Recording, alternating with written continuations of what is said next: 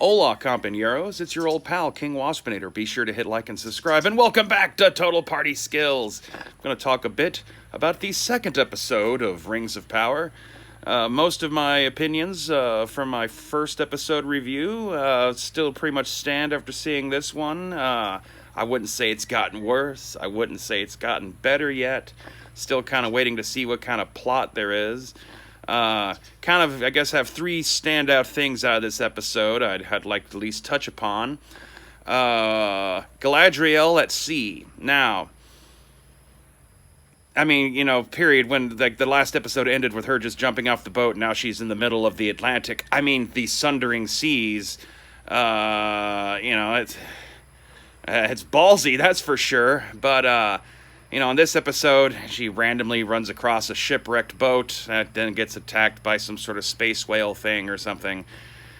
And I don't know, they're at least in like an old-fashioned Homeric epic poetry or Beowulf kind of mythology, the idea of a lone elf swimming across an entire ocean doesn't bother me as much as just the random happenstance that the course that she's taking, trying to swim back to Middle Earth, leads her into the path of a shipwreck. I find that kind of slightly more unrealistic. It's very Charles Dickens-y, just, a coincidence-driven plot kind of a thing.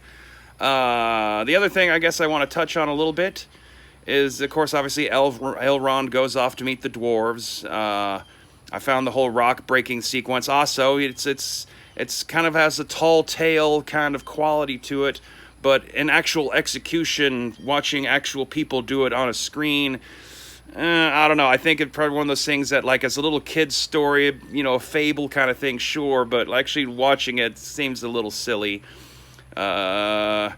I remember my wife remarking, after we meet Durin's wife, that the show kind of suddenly had a real strong sitcom vibe, which I'm, hardly the only person to mention that there are some kind of weird tonal shifts that happen from time to time. The thing that bugs me most about that whole sequence is just and it points out something that's kind of been going on with the show, period. When they show characters traveling, they do the Indiana Jones thing where they zoom out and they show a map and then they show what the new location is, which doesn't really help establish the idea that any time has passed during their travel, and kind of feels a little bit like, I don't know, like fast traveling in Skyrim. You hit your map button, and then you find a location you've already unlocked, and Elrond has already been to Khazad-dûm, so he can just instantly fast travel there with his companion.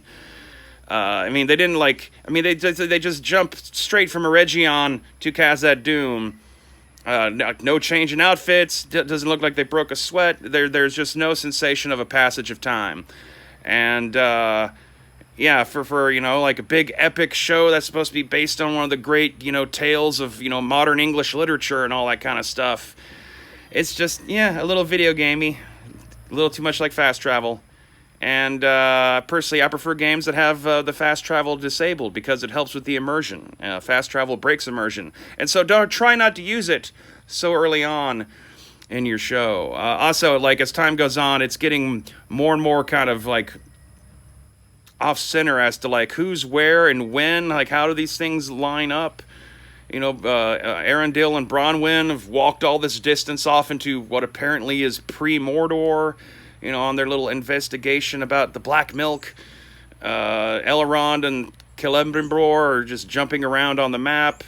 Galadriel is lost at sea. The hobbits, like, barely any time has passed, but already, Nori or Dory or Ori or whichever dwarf name they've given to this hobbit chick, is already, like, bonding with not Gandalf, and, I don't know. We'll see.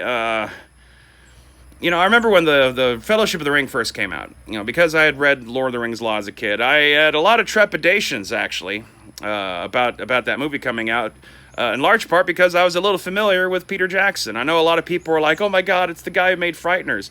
But to me, he was the dude who made Meet the Feebles and that weird lesbian murder drama, Beautiful Creatures or Heavenly Creatures, whichever one. I know there's another movie with a real similar title, and I get them blurred in my head. But the idea that the guy who made Meet the Feebles was going to make Lord of the Rings gave me a long pause. And even up to the moment where I started watching it, I just, there's just this apprehension, sensation of trepidation. I'm not sure if I'm going to like this. But, about 5 to 10 minutes into the Fellowship of the Ring, I started to relax and realize, they're actually trying really hard to actually capture the look and feel of the books. This, I've similar kind of like, I don't know, like, I'm not sure about this, like, I don't know if I'm going to like it. But here I am, over 2 hours into it now, and I still have that, like, I don't know, guys, are we sure about this kind of feeling? Even if you were to say that the first 2 episodes are really just the pilot split in 2, by the end of that, there should be like enough of a solid hook that as an audience member, I feel invested and I want to know more about, whatever. But just so many of these characters are just kind of unlikable or cartoonish. And I know everyone keeps saying it looks how great it looks, and maybe it's just, the differences of having modern, higher quality televisions and stuff, but I don't know. I can tell backgrounds are CGI or CGI enhanced. The rubber noses on the dwarves really kind of stands out to me somehow.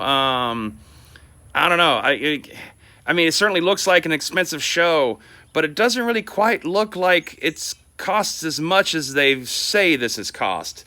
So, I don't know, that's hardly a nitpick. I mean, I've certainly loved quite a few shows with crappy, horrible budgets and bad acting, as, a fan of Babylon 5, by instance, which probably told the Lord of the Rings a story better than this Rings of Power is doing so far.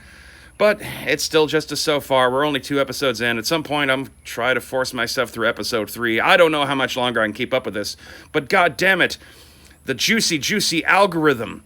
And the views, the sweet, delicious views I got on that last video, I feel compelled I should at least carry forward for a few more episodes until I decide one way or another whether to drop this. One little bit of side note, though. One thing I think is kind of a subtle positive, although I'm not sure, in fact, I doubt that is what they intended.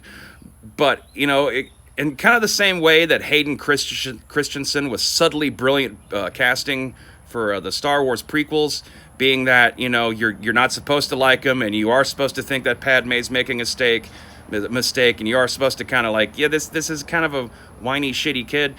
That his casting leads to that. So, the people at the time who are like, why is he cast as this Anakin? He's not very heroic. And like, no, that's the point. And so there's kind of an angle with this Rings of Power where the elves just are all kind of unlikable.